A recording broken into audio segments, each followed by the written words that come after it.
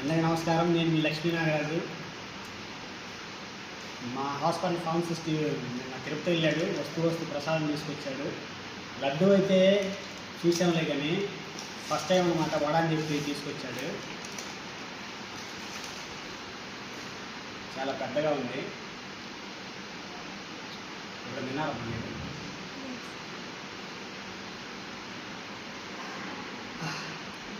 ఏదైనా వస్తువు తినేటప్పుడు దాన్ని ఆస్వాదించాలంటారు కదా, ఒకసారి దాన్ని వాసన చూస్తే చాలా బాగుంది.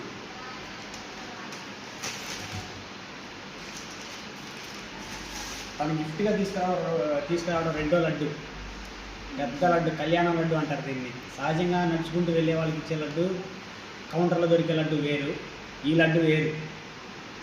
చాలా పెద్దగా ఉంది. ఒక్కళ్ళిద్దరికి తినలేరు, కనీసం 10 మందిని తినొచ్చు. ఏదైనా ఒక వస్తువు, తినే వస్తువు ఒక దగ్గరికి వచ్చిందంటే దాని మీద వాళ్ళ పేరు రాసిన అర్థం. నేను తిరుపతి వెళ్ళకపోయినా ఆ బాలాజీ నా కోసం పంపించాడని ప్రసాదంగా ఫీల్ అయి తినలేదండి.